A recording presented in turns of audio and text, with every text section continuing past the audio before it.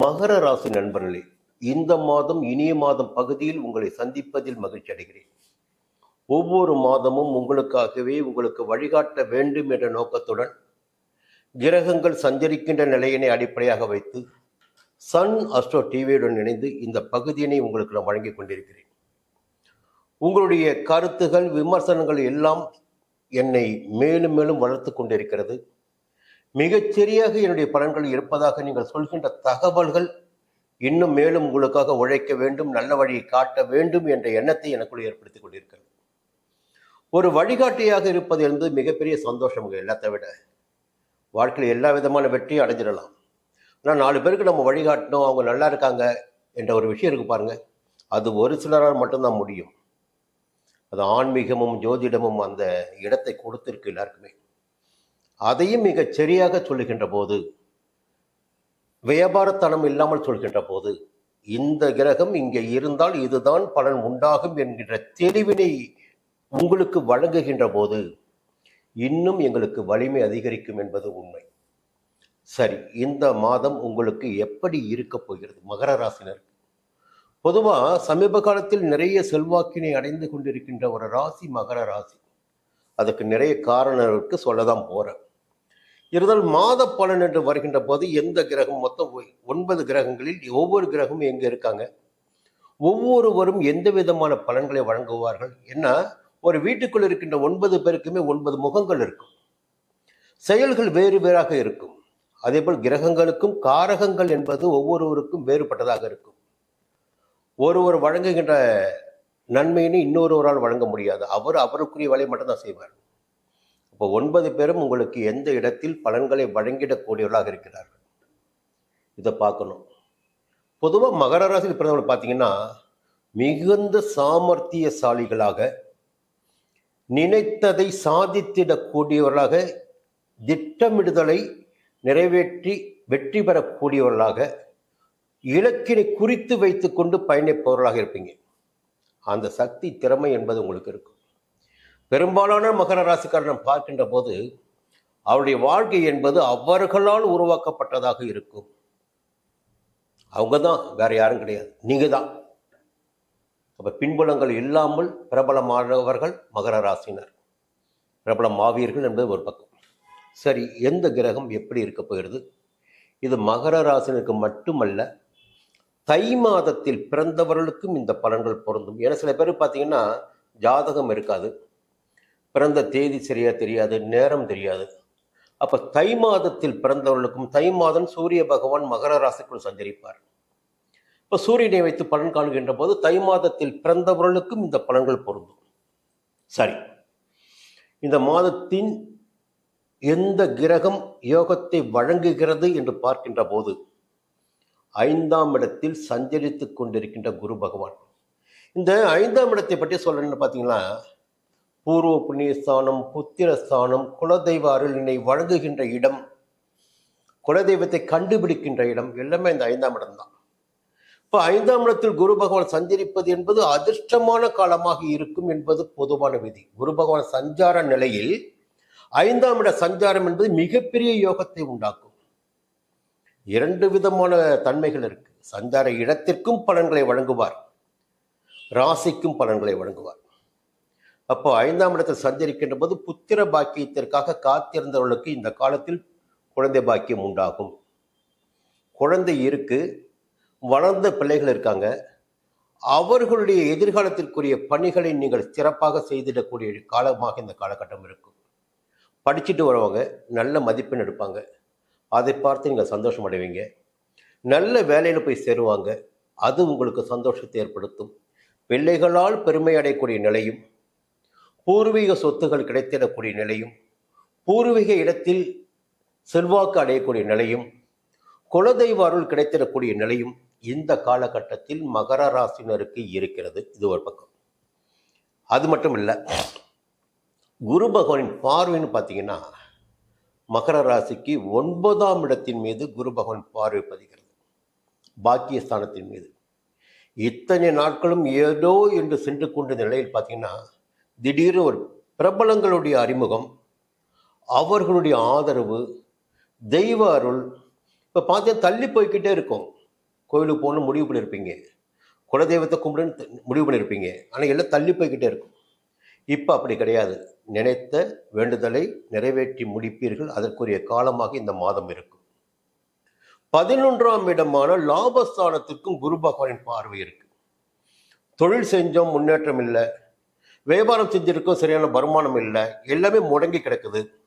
உத்தியோகத்தில் எதிர்பார்த்த முன்னேற்றம் கிடையாது என்று ஏங்கிக் கொண்டிருந்த நிலையில் மாற்றம் பெற்று தொழில் ஆதாயம், வியாபாரத்தில் லாபம், உத்தியோகத்தில் இடமாற்றம், பதவி உயர்வு போன்றவற்றை அடையக்கூடிய நிலை ஒரு சிலருக்கு ஏற்படும். எல்லா விதமான சந்தோஷமும் வருகின்ற போது எல்லா விதமான சந்தோஷம் சேர்ந்தே தான் வரும். 11ஆம் இடம் எந்த இடம் என்பதை நீங்கள் முதலில் கவனத்தில் கொள்ள வேண்டும். அது லாபத்திற்குரிய இடம் மட்டுமே அல்ல. மூத்த சகோதரத்திற்குரிய இடம் 11ஆம் இடம். பெரியவர்களால் நமக்கு ஆதாயம், அண்ணன் அக்கா போன்றவர்களால் ஆதாயம் ஒரு பக்கம். வருமானம் தடைப்பட்டிருந்த வருமானம் வர ஆரம்பிக்கும், லாபம் அதிகரிக்கும், அது மறுபக்கம். அடுத்த பக்கம் பார்த்தீங்கன்னா, ஆணாக இருந்தால் வேறொரு பெண்ணால், பெண்ணாக இருந்தால் வேறொரு ஆணால் ஒரு நட்பு சிநேகிதத்தை ஏற்படுத்தி பலப்படுத்தும். இப்போ திருமணம் ஆகி மனமுறிவு ஏற்பட்டவர்களாக இருந்தால் ஒரு புதிய வாழ்க்கை துணை கூட அமைவதற்கு வாய்ப்புகள் ஏற்படும். 11ஆம் இடத்துடைய மகிமை அது. அப்போ எப்படி எச்சரிக்கையாக இருக்க வேண்டும்? எதை நீங்கள் தேடி செல்கின்றீர்கள்? எது உங்களை தேடி வருகிறது? எதை தவிர்க்க வேண்டும்? எப்படி நாம் பயணிக்க வேண்டும் என்பதில் திட்டமிடுதல் என்பது உங்களுக்கு வேணும். இப்போ நாம் நினைச்சா கொஞ்சமா சமாளிக்க முடியும். இன்னொரு பக்கம் பார்த்தீங்கன்னா, குருவுடைய பார்வை 9ஆம் பார்வை ஒரு ராசிக்கு வருது. இப்போ 11க்கு வரட்டும், என்ன வேணாலும் வரட்டும், குரு பார்வை வழியாக என்ன பண்ணுவார்னா ஒரு சிந்தனையை கொடுப்பார் உங்களுக்கு. இது சரி, இது தவறு. ஆசையும் கொடுப்பார் குரு பகவான். குரு பார்க்க தானே கல்யாணம் நடக்கும். குரு பார்வைக்கு தானே அத்தனை வலிமையும் இருக்கு. குரு நிறைய விஷயங்களை செய்வாருங்க. குரு நல்லவரும் சொல்ல முடியாது. குரு பார்க்கின்ற போது வேறு சில சந்தோஷமான விஷயங்களை செய்வார். திருமணம் ஆகாதவர்களுக்கு திருமணம் நடத்த வைப்ப குரு பகவான் தான். 11ஆம் இடத்தை உங்களுக்கு பார்க்குறாரு. அப்போ இந்த காலகட்டத்தில் மகர ராசினருக்கு திருமண யோகம் இருக்கிறது, குழந்தை பாக்கியம் இருக்கிறது. வாழ்க்கை துணையை இழந்தவர்களுக்கு மறுமணம் நடந்திடக்கூடிய வாய்ப்பு இருக்கிறது. வாழ்க்கை துணை இருப்பவர்களுக்கு ஒரு நட்பு ஏற்படவும் வாய்ப்பு இருக்கிறது. கவனமாக இருந்து கொள்ளுங்கள். இதெல்லாம் ஒரு பக்கம். இன்னொரு பக்கம் பார்த்தீங்கன்னா, ராகு பகவான் 3ஆம் இடத்தில். இப்போ ரொம்ப சோர்வாக இருக்கும், முயற்சி செய்துக்கிட்டே இருக்கும், நடக்கவே இல்லை, எல்லாமே சங்கடம், நெருக்கடி, ஏதாச்சும் ஒரு பிரச்சனை வந்துக்கிட்டே இருக்கு. இனிமேல் அந்த பிரச்சனை உங்களுக்கு வராது. எந்த விதமான முயற்சிகளை நீங்கள் மேற்கொள்கின்றீர்களோ அந்த முயற்சிகள் யாவும் இனி உங்களுக்கு வெற்றியாகும். எதிர்பார்ப்புகள் எல்லாம் நிறைவேறும், தொழில் விருத்தியாகும், வருமானம் அதிகரிக்கும், உங்கள் செல்வாக்கு உயரும். மாதத்தின் பிற்பகுதியில் சூரிய பகவானின் சஞ்சாரம் உங்களுக்கு சாதகமாக இருப்பதால் அரசாங்க வழியில் உண்டான தொல்லைகள் விலகும். எதிரிகள் உங்களை விட்டு விலகிச் செல்வார்கள். வழக்குகள் உங்களுக்கு சாதகமாகும். ஒரு நல்ல காலகட்டத்தில், சிறப்பான காலகட்டத்தில் மகர ராசினரான நீங்கள் இருக்கீங்க. இதை நீங்கள் புரிஞ்சுக்கணும். இந்த நேரத்தில் புதிய சொத்து சேர்க்கை என்பது உங்களுக்கு இருக்குது. புதிய வாகனம் வாங்க முடியும். புதிய தொழில் தொடங்க முயற்சித்தவர்களுக்கு தொழில் தொடங்க முடியும். செவ்வாய் பகவான் போய் 4ஆம் இடத்துல ஆட்சி உட்காரார். அப்போது சந்தோஷத்தை கொடுத்திடக்கூடிய இடம் 4ஆம் இடம். செவ்வாய் பகவான் வீரியத்தை கொடுத்திடக்கூடியவர். அதையும் கவனத்தில் வச்சுக்கிங்க. எந்த வழியில் போனால் நல்ல வழி என்பதை தீர்மானித்திட வேண்டிய மனம் இப்பொழுது உங்களுக்கு வேணும். எல்லாவற்றிலும் நல்ல நேரம் நமக்கு வருகின்ற போது ரொம்ப யோசிக்கணுங்க. இது சரியா இருக்குமா, அது சரியா இருக்காதா, இவர்கள் பேசுவது சரியான விஷயமா, இவரை நம்பி பின்னால் செல்லலாமா, எல்லாவற்றையும் இப்பொழுது தான் நீங்கள் யோசிக்கணும். கஷ்டப்பட்ட நேரத்தில் பார்த்தீங்கன்னா எப்படி வேணாலும் போயிடலாம். நல்ல நேரம் வருகின்ற போது அதை தக்க வைத்துக் கொள்கின்ற சாமர்த்தியம் நமக்கு வேணும். அப்போ முடிந்த வரையில் நேர்மையாக இருப்பது, உத்தமராக இருப்பது நம்முடைய வாழ்க்கையை மேலும் வளமாக்கும். இந்த காலகட்டத்தில் இந்த மாதம் உங்களுக்கு மிகப்பெரிய யோகமான மாதம். முதல்ல வச்சுங்க, இந்த மாதத்தில் 11ஆம் தேதி இரவு 1:40 முதல் 14ஆம் தேதி மதியம் 1 மணி வரையில் உங்களுக்கு சந்திராஷ்டமம். இந்த சந்திராஷ்டம நாட்களில் புதிய முயற்சிகளை தவிர்ப்பது நன்மையாக இருக்கும். வெளியூர் பயணத்தை ஒத்தி வைப்பது நன்மையாக இருக்கும். எதிரிகளை கொஞ்சம் தள்ளி வைப்பது நன்மையாக இருக்கும். அடுத்து பார்த்தீங்கன்னா, அதிர்ஷ்டமான நாள் 8ஆம் தேதி 17ஆம் தேதி 26ஆம் தேதி குரு பகவானை வணங்கி வழிபட்டு வாருங்கள். 5ஆம் இடத்தில் சஞ்சரிக்கிறார், ஒரு ராசியை பார்க்கிறார். அப்போ உங்களுக்கு யோகத்தை கொடுத்திட வேண்டிய நிலையில் அவர் இருக்காரு. உங்கள் ராசிநாதன் சனி பகவான் பாத சனியாக சஞ்சரித்துக் கொண்டிருக்கிறார். ஒரு முறை முடிந்தால் திருநள்ளாறு சென்று வாருங்கள். யோக அதிகரிக்கும், உடல்நிலை சீராகும்.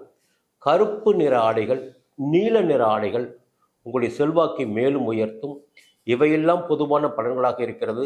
முயற்சிகளை மேற்கொள்கின்ற போது, கொஞ்சம் ஒழுக்கத்துடன் செயல்படுகின்ற போது, நேர்மையாக செயல்படுகின்ற போது வருகின்ற வருவாயை தக்க வைத்துக் கொள்ள முடியும். புகழினை மேலும் உச்சத்திற்கு கொண்டு செல்ல முடியும். நல்ல வாழ்க்கையை உங்களால் வாழ முடியும் என்று சொல்லி மீண்டும் அடுத்த பதிவில் சந்திக்கிறேன். கும்பராசி நண்பர்களே, இந்த மாதம் இனிய மாதம் பகுதியில் மீண்டும் உங்களை சந்திப்பதில் மகிழ்ச்சி அடைகிறேன். பொதுவாக இந்த கும்பராசி என்றாலே ஒரு யோகமான ராசி, அதிர்ஷ்டமான ராசி. அவர்கள் எந்த பணியை எப்படி மேற்கொள்கிறார்கள் என்பதை மற்றவர்களுக்கு தெரிவிக்காதவர்களாக இருப்பார்கள். நிதானமாக செயல்பட்டு, அமைதியாக செயல்பட்டு நினைத்ததை சாதித்து கொள்ளக்கூடியவர்களாக இருப்பார்கள். அவரை பற்றி அவர்களை தவிர வேறு யாருக்குமே தெரியாது. இப்படி தான் வெளி தோற்றத்துக்கு எல்லாரும் தீர்மானம் பண்ணியிருப்பீங்க. அதற்கு காரணம் பார்த்தீங்கன்னா, அந்த ராசிநாதன் சனி பகவான். சனி பகவானுடைய தன்மைகள் எல்லாமே உங்களிடம் இருக்கும், கும்பராசினிடம் இருக்கும். அழுத்தமான, நிதானமான, திட்டமிட்டு செயல்படுகின்ற ஆற்றல் எல்லாமே கும்பராசியில் பிறந்தவர்களுக்கு இருக்கும். நிறைகுடமாக எப்பொழுதும் இருப்பீர்கள். நினைத்ததை சாதித்திடக்கூடியவர்களாக, அதற்குரிய வழிகளை கண்டறியக்கூடியவர்களாக இருப்பீங்க. சரி, எல்லாமே இருந்தாலும் சரி, இந்த கிரகங்கள் தானே நம்மை ஆட்டி படைத்து கொண்டு இருக்கிறது, நம்மளுடைய வாழ்க்கையை வடிவமைத்து கொண்டு இருக்கிறது. இப்படித்தான் போகணும், இப்படித்தான் வாழணும், இதுதான் நடக்கும் என்ற விதியினை தீர்மானிப்பது கிரகங்கள் மட்டும்தானே. சரி, இந்த மாதம் எந்த கிரகம் எந்த இடத்தில் சஞ்சரிக்கிறார்கள், எந்த விதமான பலன்களை வழங்குவார்கள் அவர்களிடம் பார்க்கின்ற போது, இந்த மாதத்தில் இது கும்பராசினருக்கு மட்டுமான பலன் கிடையாது. மாசி மாதத்தில் பிறந்தவர்களுக்கும் இந்த பலன்கள் பொருந்தும். மாசி மாதத்தில் சூரிய பகவான் கும்பராசியில் சஞ்சரிப்பார். சூரிய பகவான் சஞ்சார நிலைக்கேற்ப, அவர் சஞ்சரித்த இடத்திற்கேற்ப பலன்கள், பொதுவான பலன்கள் கிடைக்கும் அந்த ராசினருக்கு. மாசி மாதத்தில் பிறந்தவர்களுக்கு இந்த பலன்கள் பொருந்தும். சரி, இந்த மாதம் எந்த கிரகம் உங்களுக்கு சாதகமாக இருக்கிறது என்பதை முதலில் பார்க்கின்ற போது, சகோதர காரகனான, பூமி காரகனான, யுத்த காரகனான, இரத்த காரகனான செவ்வாய் பகவான். உங்கள் ராசிக்கு 3ஆம் அதிபதி அவர்தான். அந்த 3ஆம் அதிபதி 3ஆம் இடத்திலேயே ஆட்சியாக சஞ்சரிக்கிறார். இந்த 1ஆம் தேதி முதல் இந்த மாதத்தில் நிறைய சோதனைகளை கடந்து வந்துகிட்டு இருக்கீங்க. இப்போ சமீப காலத்தில் பார்த்தீங்கன்னா, இதுக்கு முன்னாடி இருந்த ஒரு நன்மையான பலன்கள் என்பது கொஞ்சம் குறைஞ்சிருக்கும். நிறையவே சங்கடங்கள், தடைகள். இதற்கு மேலே ஒரு விஷயம் சொல்லணும்னா, சுய ஜாதகத்தில் சில பேருக்கு திசா புத்தி நல்லா இருக்கும். அந்த திசா புத்தி நன்றாக இருந்தால் பலன்களில் முன்னேற்றமான பலன்கள் கிடைத்து கொண்டிருக்கும். சிலருடைய ஜாதகத்தில் திசா புத்தி பாதகமாக கூட இருக்கலாம். அவர்களுக்கெல்லாம் இந்த காலகட்டத்தில் யோகமான பலன்களில் குறைபாடு இருக்கிறது என்பதை நான் சொல்லியே ஆகணும். அதுக்கு நிறையவே காரணம் இருக்கு. உங்களுடைய ஜென்ம ராசிக்குள் ராசியாதிபதி சனி பகவான் சஞ்சரித்துக் கொண்டிருக்கிறார். இப்ப நீங்க என்னதான் வேகமா செயல்பட நினைத்தாலும் உங்களை அவர் விட மாட்டார். மந்தக்காரகன் அவரு. ரொம்ப தவறான காரியங்களை நீங்க செய்ய ஆரம்பித்தால் உங்களை கட்டி போட்டுடுவார். நிதானத்தை கடைபிடிக்க வைப்பார். கொஞ்சம் யோசித்து செயல்பட வைப்பார். இல்லை என்றால் ஒரு சங்கடத்தை கொடுத்து சட்ட சிக்கல்களை ஏற்படுத்தி உங்களை மட்டம் தட்டி வச்சிடுவார். அதை நீங்க புரிஞ்சுக்கணும். இந்த நேரத்தில் 2ஆம் இடத்தில் ராகு பகவான் சஞ்சரித்துக் கொண்டிருக்கிறார். அதுதான் பண வரவிற்குரிய இடம். அப்ப 2ஆம் இடத்தில் ராகு பகவான் சஞ்சரிக்கின்ற போது பண வரவிற்கு குறை இருக்காது. ஏதாகிலும் ஒரு வகையில் பணம் வந்து கொண்டே இருக்கும். சட்டத்திற்கு புறம்பான வகையாக கூட அது இருக்கலாம். பணம் வந்துகிட்டே இருக்கும். கொடுத்த வாக்கையும் காப்பாற்றிடுவீங்க. அதே நேரத்தில் 8ஆம் இடத்துல போய் கேது பகவான் 8ஆம் இடத்தில் சஞ்சரிக்கின்ற போது 2 விதமான பலன்களை வழங்குவார். ஒன்று, உங்களுடைய உடல்நிலையில் பாதிப்பை ஏற்படுத்தணும். இல்லை, உங்களுடைய செல்வாக்கில் சங்கடத்தை உண்டாக்கணும். ஏதாகிலும் ஒரு பலனை 8ஆம் இடத்து கேது பகவான் உங்களுக்கு வழங்குவார். இந்த நேரத்தில் பார்த்தீங்கன்னா, குரு பகவானும் 4ஆம் இடத்தில் சஞ்சரிக்கிறார். பெரிய நன்மைகளை கொடுத்திடக்கூடிய அளவிற்கு ராகு, குரு, சனி, கேது எந்த கிரகமும் இல்லை என்றாலும் அந்த குரு பகவானின் பார்வைன்னு ஒன்று இருக்கு பாருங்க. அந்த பார்வை உங்கள் ராசிக்கு 8ஆம் இடத்தில் சஞ்சரித்துக் கொண்டிருக்கின்ற கேது பகவானின் மீது பதிகிறது. அப்ப பெரிய பயம்லாம் இருந்தது பாருங்க, அந்த பயம்லாம் இனிமே தேவையே இல்லை. உடம்புக்கு ஏதாவது ஆயிடுமோ பயம் வேண்டாம். எதிரிகளால் சங்கடம் ஏற்பட்டுடுமோ, அவமானம் உண்டாகுமோ, அந்த பயமும் வேணாம். துணிச்சலாக நீங்கள் உங்களால் செயல்பட முடியும் நோய் நொடிகளின்றி. இன்னொரு பக்கம் உங்களுக்கு தொழில் ஸ்தானம், ஜீவனஸ்தானமான 10ஆம் இடத்திற்கும் குரு பகவானின் பார்வை உண்டாகிறது. அப்போ தொழிலில் இருந்த தடைகள் விலக ஆரம்பிக்கும், முன்னேற்றம் ஏற்படும், வருமானம் அதிகரிக்கும், தொழில் லாபகரமாக செல்லும், வியாபாரம் லாபகரமாக செல்லும், உத்தியோகத்தில் இருந்த பிரச்சனைகள் விலக ஆரம்பிக்கும். இதெல்லாம் ஒரு பக்கம். இன்னொரு பக்கம் பார்த்தீங்கன்னா விரய செலவு என்பது உங்களுக்கு காத்துட்டு இருக்கு. ஜூன் மாதம் 3ஆம் தேதிக்கு பிறகு விரய செலவுகள் என்பது உங்களுக்கு காத்து கொண்டிருக்கு. ஒரே ஒரு யோசனை தான் அந்த நேரத்தில் உங்களுக்கு.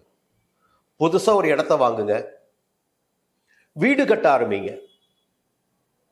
நிலையான ஒரு விஷயங்களை உருவாக்குவதற்காக விரய செலவுகளை செய்வது அது சுப செலவாக மாறிவிடும். விரய செலவுகளை இடம் வாங்குவது, வீடு கட்டுவது, இல்லை கட்டிய வீட்டை வாங்குவது போன்றவற்றில் செயல்படுத்துங்க. அது உங்களுக்கு காத்துட்டு இருக்கு. இல்லை என்றால் பணம் வேறு வகையில் தேவையற்ற செலவுகளை ஏற்படுத்தி அதற்காக செலவழிக்க வேண்டியதாக இருக்கும். குரு பகவானின் பார்வையை பார்த்தீங்கன்னா எல்லா பார்வையுமே உங்களுக்கு சாதகமாக இருக்கு. 3ஆம் இடத்தில் சஞ்சரிக்கின்ற செவ்வாய் இப்போ இடம் வாங்கி விற்பவர்களுக்கு, விவசாயிகளுக்கு, வீடு கட்டி விற்பவர்களுக்கு, உணவகங்கள் நடத்தி வருபவர்களுக்கு, செங்கல் சூளை நடத்தி வருபவர்களுக்கு, பெட்ரோலிய தொழிலில் ஈடுபட்டிருப்பவர்களுக்கு, மருத்துவர்களுக்கு எல்லோருக்குமே 3ஆம் இடத்து செவ்வாய் முன்னேற்றமான பலன்களை வழங்குவார். முயற்சிகளை எல்லாம் வெற்றியாக்குவார். இப்போ என்ன வேணும்? முயற்சி வேணும். இப்போ உங்களுக்கு துணிஞ்சு கடன் வாங்குங்க, உங்களால் அந்த கடனை அடைக்க முடியும். இதுதான் சாமர்த்தியமான ஒரு வேலை. இந்த நேரத்தில் புத பகவான் பார்த்தீங்கன்னா மாதத்தின் முதல் 10 நாட்கள் உங்களுக்கு யோகத்தை உண்டாக்கிட்டே இருக்கிறார். அந்த நாட்களில் புதிய சொத்து வாங்குகின்ற முயற்சியை நீங்கள் மேற்கொள்ளலாம். மாணவர்கள் மேற்கல்விக்காக முயற்சி பண்ணலாம். சுக்கிர பகவான் மாதம் முழுவதுமே உங்களுக்கு சாதகமாக சஞ்சரிக்கிறார். பொன்பொருள் சேர்க்கை உண்டாகும், பணவரவு இருக்கும், வீட்டில் சுப நிகழ்ச்சிகள் நடந்தேறும், வாழ்க்கை துணையுடன் இந்த சங்கடங்கள் விலக ஆரம்பிக்கும், பிள்ளைகள் வழியில் நன்மைகளை காண முடியும். எல்லா விதமான யோகமும் இந்த மாதம் உங்களுக்கு இருக்கிறது. திட்டமிட்டு செயல்பட வேண்டும். நீங்கள் இந்த மாதத்தில் 14ஆம் தேதி மதியம் 1:01 முதல் 16ஆம் தேதி இரவு 12:38 வரை உங்களுக்கு சந்திராஷ்டமம்.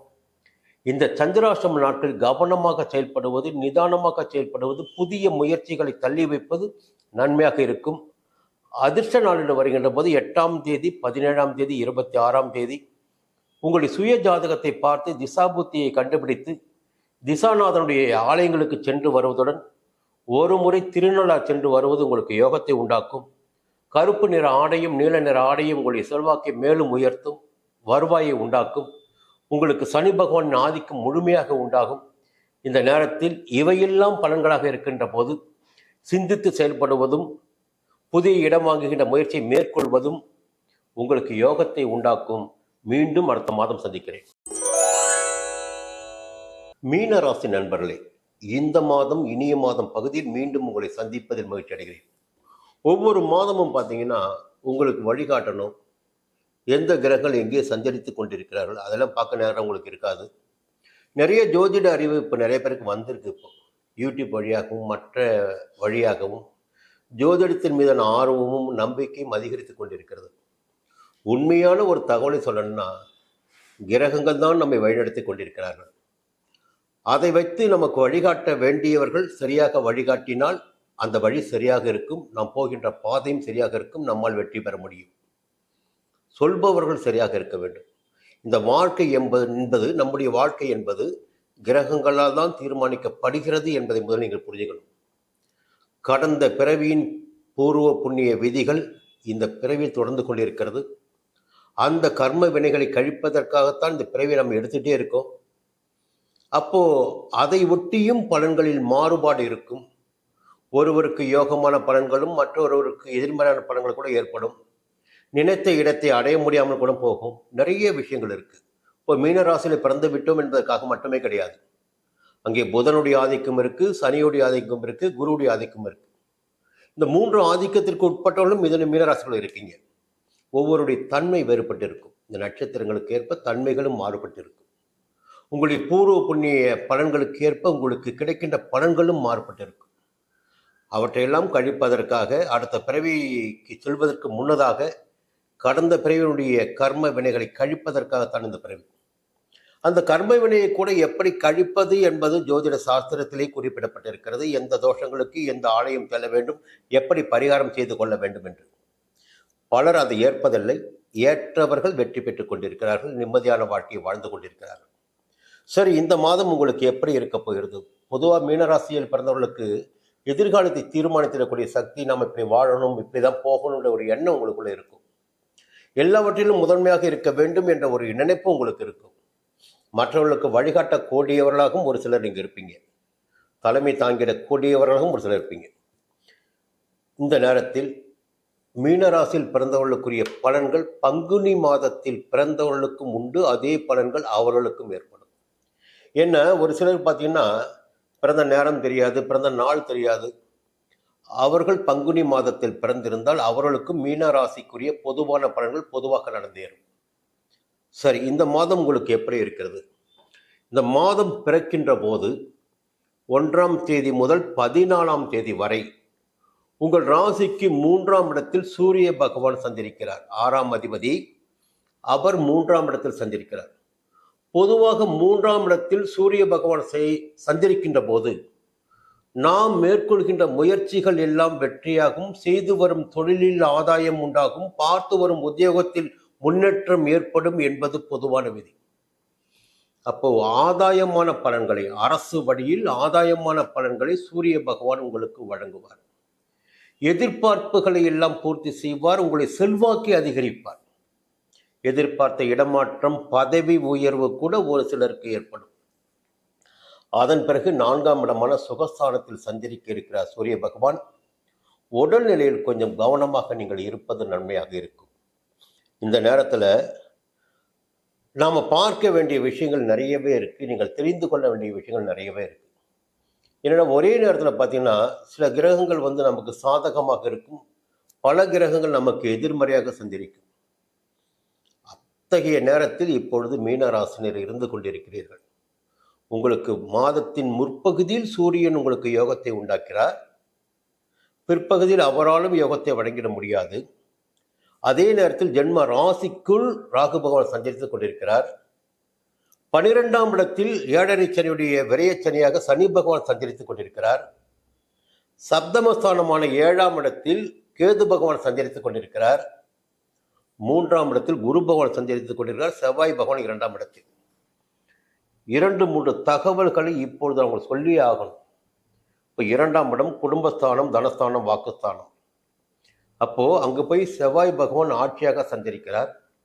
வார்த்தைகளில் முதலில் நிதானம் வேண்டும். இந்த காலத்தில் உங்களுக்கு குடும்பத்தினரை முடிந்த வரையில் அனுசரித்து செல்வது உங்களுக்கு நன்மையை ஏற்படுத்தும். யோசிக்காம எந்த வார்த்தையும் யாருக்கும் கொடுக்காதீங்க. யோசிக்காம பேசாதீங்க. குடும்பத்தினர் என்ன சொன்னாலும் அமைதியாக இருந்து விட்டு போங்க. கொஞ்சம் சங்கடங்கள் குடும்பத்திற்குள் இல்லாமல் போகும். இன்னொரு பக்கம் பார்த்தீங்கன்னா நல்ல விஷயமும் இருக்கு. என்ன நல்ல விஷயம்? 3ஆம் இடத்துல போய் குருபவன் சஞ்சரிக்கிறார். அப்போ நல்ல பலன்களை அவரால் கொடுக்க முடியாது என்றாலும் அவருடைய பார்வைகள் பார்த்தீங்கன்னா உங்கள் ராசிக்கு 7ஆம் இடத்தின் மீது பதிகிறது. இந்த 7ஆம் இடத்தில் கேது பகவான் சஞ்சாரம் பண்ணிட்டு வர்றார். அப்போ இந்த நண்பர்களால் தொல்லை ஆரம்பிச்சிருக்கு, அவர்களால் பேர் கேட்டுட்டு இருக்கு, அவர்களால் எந்த விதமான நன்மைகளும் நமக்கு கிடைக்கல. இதெல்லாம் ஒரு பக்கம். இப்போ குரு பகவானின் பார்வை அந்த 7ஆம் இடத்துக்கு வருது. கொஞ்சம் தொல்லைங்க விலக ஆரம்பிக்கும். அதுக்கு மேலே 9ஆம் இடத்திற்கும் குரு பகவானின் பார்வை கிடைக்குது உங்களுக்கு. அப்போ பெரிய மனிதனுடைய ஆதரவு, தெய்வத்துடைய அருள், ஆலயங்களுக்கு சென்று வேண்டுதலை நிறைவேற்றிக் கொள்வது போன்ற எல்லாவற்றுக்கும் உரிய காலகட்டமாக இந்த மாதம் உங்களுக்கு இருக்கும். எதிர்பார்த்த மாற்றங்களை நீங்கள் சந்திக்கக்கூடிய மாதமாகவும் இந்த மாதம் இருக்கும். 11ஆம் இடமான லாபஸ்தானத்திற்கும் குரு பகவானின் பார்வை. நான் பல முறை சொல்லிக்கிட்டே வரேன், குரு பகவான் யார், குரு பகவான் யாருன்னு சொல்லிட்டே வரேன். குரு பகவான் பார்வை இருந்தால் திருமணம் நடைபெறும் என்பது ஒரு பக்கம், உங்களுக்கு தெரியும். 11ஆம் இடத்திற்கு குரு பகவான் பார்வை வருகின்ற போது திருமணமாகிய வாழ்க்கையில் வாழ்ந்து கொண்டிருப்பவர்களுக்கு ஒரு தடுமாற்றம் ஏற்படும். ஒரு புதிய நட்பினால் சங்கடம், புதிய உறவு சேர்க்கை, புதிய நட்பு சேர்க்கை, அதன் மீது ஒரு அலாதியான பாசம், பரிவு என்பதெல்லாம் ஏற்படக்கூடிய நிலையும் இருக்கும். திருமணமாகி வாழ்க்கை இழந்தவர்களுக்கு மறுமணம் நடந்திடக்கூடிய நிலையினையும் 11ஆம் இடத்தை பார்க்கின்ற குரு பகவான் ஏற்படுத்துவார். இப்போ புதிய நட்புகளிடம் நீங்கள் எல்லா விஷயத்திலுமே எச்சரிக்கையாக இருக்க வேண்டும். ஒழுக்கமாக நேர்மையாக நீங்கள் வாழ நினைத்தால். என்ன காரணம்னா, ஜென்ம ராசிக்குள்ள வர ராகு பகவான் சஞ்சரித்துக் கொண்டிருக்கிறார். ஆசைகளை தூண்டிவிடக்கூடியவர், தேவையற்ற பிரச்சனைகளை கொண்டு வந்து சேர்த்திடக்கூடியவர், பார்த்துக்கலான்ற ஒரு அலட்சியமான மனநிலையை உருவாக்கிடக்கூடியவர். அப்போ தவறான நபர்களை அருகில் கொண்டு வந்து சேர்த்து அவர்கள் வழியாக உங்களுக்கு சங்கடத்தை ஏற்படுத்துகின்ற நிலையும் உண்டு. இதையெல்லாம் கிரக சஞ்சார நிலையின் காரணமாக சொல்லிட்டு வரேன். உங்களுடைய சுய ஜாதகத்தில் திசாபுத்தி சரியாக இருந்தால் இந்த பாதிப்புகள் குறைவாக இருக்கும். திசாபுத்தியும் இதற்கு ஏற்ற வகையில் ஒரு சுக்கிர திசையோ ராகு திசையோ இருந்தால் ஒரு தடமாற்றங்கள் இருக்கவே செய்யும். கவனமாக இருந்து கொள்ளுங்கள், எதிர்காலத்தையும் குடும்ப வாழ்க்கையை நினைத்து. இந்த நேரத்தில் புத பகவான் பார்த்தீங்கன்னா 10ஆம் தேதிக்கு பிறகு யோகமான பலன்களை உங்களுக்கு வழங்கிட இருக்கிறார். அப்போ புதிய சொத்து சேர்க்கை என்பது இருக்கும்.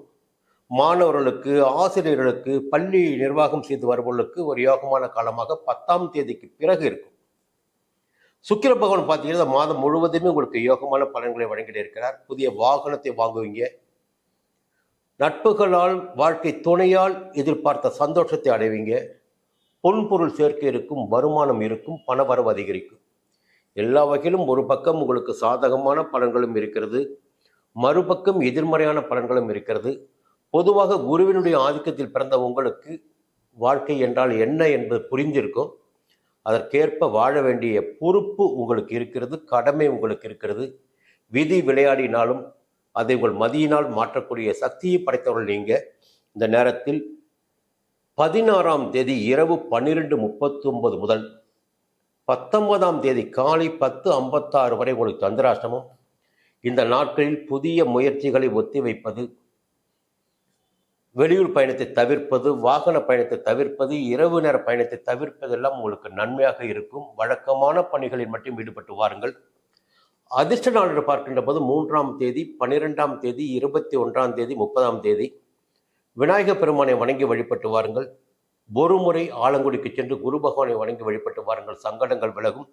மஞ்சள் நிற ஆடைகளை அதிகமாக தேர்வு செய்து உடுத்துங்கள். உங்களுக்கு ஈர்ப்பு சக்தி அதிகரிக்கும், நன்மைகள் அதிகரிக்கும். சுப நிகழ்ச்சிகளில் நீங்கள் உங்களால் அதிகரித்து கொள்ள முடியும் சுப பலன்களை. இந்த மாதம் உங்களுக்கு உங்களுடைய கையில்தான் எல்லா விதமான முன்னேற்றங்களும் இருக்கிறது. அந்த முன்னேற்றங்களை தேடி நீங்கள் செல்லுங்கள். நியாயமான பாதையில் நேர்மையாக செயல்படுகின்ற போது எல்லா விதமான பலன்களும் உங்கள் நற்பலன்களும் வந்து சேரும். மீண்டும் அடுத்த மாதம் சந்திக்கிறேன்.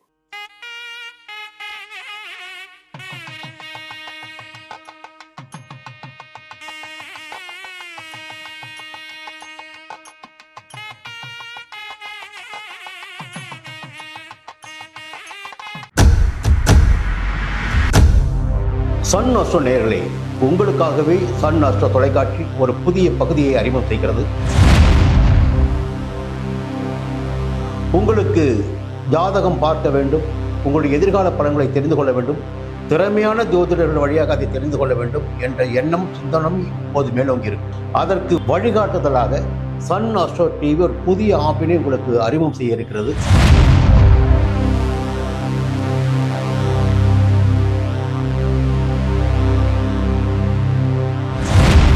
நேரடியாக நீங்கள் தொடர்பு கொண்டு உங்களுடைய சந்தேகங்களை கேட்கலாம், ஜாதக பலன்களை அறியலாம், எதிர்காலத்தை துல்லியமாக தெரிந்து கொள்ளலாம். அந்த அளவிற்கு ஒரு புதிய ஆப்பினை பிரபலமான ஜோதிடர்களை வைத்து சன் அஸ்ட்ரோ தொலைக்காட்சி விரைவில் தொடங்கிட இருக்கிறது. அதற்கு உங்களுடைய ஒத்துழைப்பினை வழக்கம் போல் எதிர்பார்க்கிறேன். மீண்டும் அது பற்றிய விரிவான தகவலை உங்களுடன் பகிர்ந்து கொள்வேன். அதுவரையில் உங்களிடம் விடைபெறுகிறேன். நன்றி, வணக்கம்.